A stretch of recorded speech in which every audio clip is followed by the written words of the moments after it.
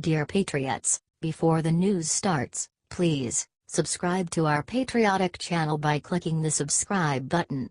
Give us a thumbs up to this video. Don't forget to leave your opinion below in the comments section. Share the news on Facebook and Twitter so you friends see it. Thank you.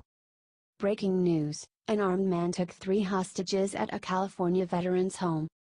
An armed man took 3 hostages during an active shooter situation at a California veterans' home Friday afternoon, a fire official said.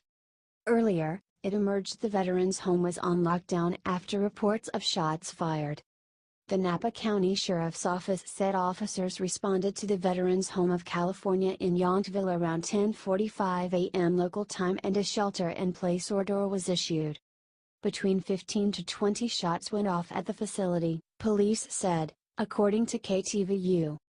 Law enforcement is at the Yountville veterans' home right now following reports of gunfire. The safety of our residents, workers and the community is our top priority, the veterans' home said in a statement on Facebook. We have activated our emergency response protocol and are cooperating with law enforcement. Further official information will be provided by law enforcement when it is confirmed. An official from the veterans' home told KTVU that it was unclear if the shots were fired from inside or outside the building. The Napa Valley Register reported an armed gunman, dressed in black with body armor, entered the building and may have taken hostages. There was no immediate information on injuries. The California Highway Patrol tweeted that they were aware of the incident and were working with officials to bring the situation to a safe conclusion. According to California Department of Veterans Affairs, the Veterans Home of California in Yountville dates back to 1884 and is considered the largest veterans home in the U.S. with more than 1,000 veterans from all wars dating back to World War II.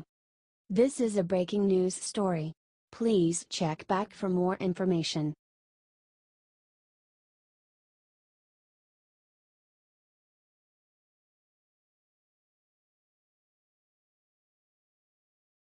What Hillary Clinton to receive an award for something that will infuriate conservatives. Hillary Clinton is perhaps the most corrupt politician of her era. That's saying something, considering Clinton worked for Barack Obama, the worst president in American history. Now, Harvard is set to give Hillary an award for her impact on society. Say what? From Downtrend. This is rich. Hillary Clinton will be honored with an award from Harvard for her transformative impact. I know this seems funny, but I kind of agree with it. She did, after all, transform a guaranteed 2016 Democratic presidential win into the Trump White House. She transformed solid blue states into Republican Electoral College votes. She transformed lifelong middle-class Democrats into Trump supporters. I doubt this is the point of the award, but like it or not, she does have amazing transformative abilities. More from The Hill. Former presidential hopeful Hillary Clinton will receive an award in May for her impact on society from the Radcliffe Institute for Advanced Study at Harvard University, according to a press release. Clinton, a former Secretary of State, will receive the Radcliffe Medal on May 25, an award that recognizes individuals who have had a transformative impact on society. Past award recipients include Supreme Court Justice Ruth Bader Ginsburg, former Federal Reserve Chairwoman Janet Yellen and former Senator Elizabeth Dole, RNC. Continued. Hillary Clinton's life and career an inspiration to people around the world, Radcliffe Institute Dean Elizabeth Cohen, who teaches American Studies at Harvard, said in the press release. Whether in Arkansas, Washington, D.C., New York State or traveling around the globe as Secretary of State, Cohen said in the statement. Secretary Clinton has provided a model of what it takes to transform society, often under scrutiny, tireless effort, toughness amid the political fray, and an enduring capacity to envision a better future. During a speaking engagement at Georgetown University, Clinton made one of the dumbest statements of all time. In a nutshell, global warming is racist. From LifeZette. Former Secretary of State Hillary Clinton predicted Monday during a human rights event at Georgetown University that climate change will force women to bear the brunt of looking for the food, looking for the firewood, looking for the place to migrate to. Such migration won't be led by men, she maintained, but rather by women when all of the grass is finally gone as the desertification moves south and you have to keep moving your livestock or your crops are no longer growing. More from Daily Caller. So yes, women once again, will be the primarily burdened with the problems of climate change. At this same event at Georgetown University, Clinton complained of the sexism and misogyny she believed influenced Donald Trump's 2016 campaign. Some of it was old-fashioned sexism and a refusal to accept the equality of women and certainly the equality of women's leadership, she said. And some of it as an outgrowth of all of this anxiety and insecurity that is playing on people and leading them in a hunt for scapegoats. What a loser.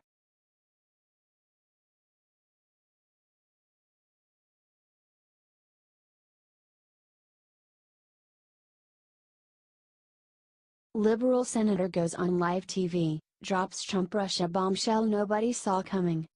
To this day we have zero evidence to indicate Donald Trump's presidential campaign colluded with the Russian government to take down Hillary Clinton. Zero. Zip. Nada. Nothing.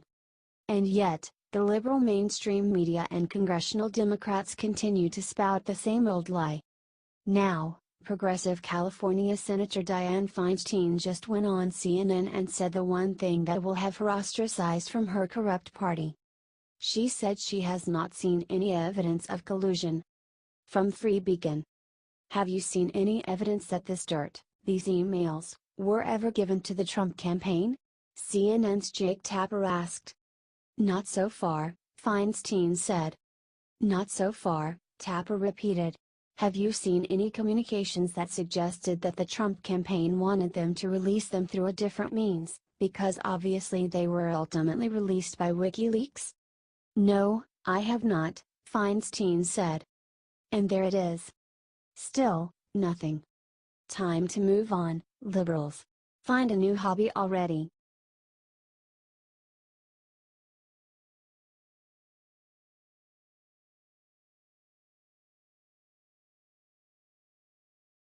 Joe Biden prepping for 2020 run against Trump. It's happening. President Joe Biden? How awful does that sound? Unfortunately, it appears Biden and his aides are prepping for a run against President Donald Trump in 2020. Here's the scoop. From Politico. Between stops on his book tour and in the ramp-up for what will be a heavy midterms campaign schedule, a tight circle of aides has been brainstorming a range of dear-up-the-playbook ideas for a White House run, according to people who've been part of the discussions or told about them. On the list, announcing his candidacy either really early or really late in the primary process so that he define the field around him or let it define itself before scrambling the field, skipping Iowa and New Hampshire and going straight to South Carolina, where he has always had a strong base of support, announcing a running mate right out of the gate and possibly picking one from outside of politics, and making a pitch that he can be a bridge not just to disaffected Democrats, but to Republicans revolting against President Donald Trump. They've also discussed an idea some donors and supporters have been pitching Biden on directly for months, kick off by announcing that he'd only run for one term. One person who's pitched the idea said Biden would try to sell voters on a reset presidency. The former vice president would pick a younger Democratic running mate and argue that he'd be the elder statesman to get the country and government back in order post-Trump and be the bridge to the next generation. In a CNN interview, Biden referred to President Trump as a joke. From Downtrend. Former Vice President Joe Biden is famous for the stupid things that come out of his mouth. His legendary gaffes include telling a handicapped man in a wheelchair to stand up, asserting that being Indian is a requirement to work at 7 to 11, and asking the press if they knew where his butt buddy was. He is a laughingstock and an embarrassment to the country. He's also apparently completely delusional. In a recent interview, the punchline to every joke in Washington claimed that President Trump is a joke. As you may have heard, Donald Trump spoke to some factory workers in Ohio yesterday and made some disparaging and appropriate comments about the Democrats.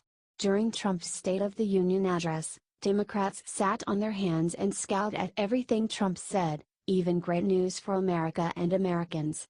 When talking with the workers, Trump called the Democrats un-American and joked that they were being treasonous for not loving our country. Washington Examiner has more.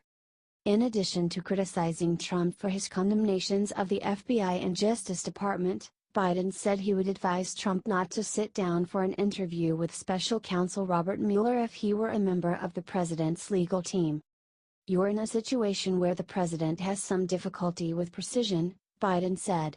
"And one of the things that I would worry about if I were his lawyer is him saying something that is simply not true without him even planning to." Continued.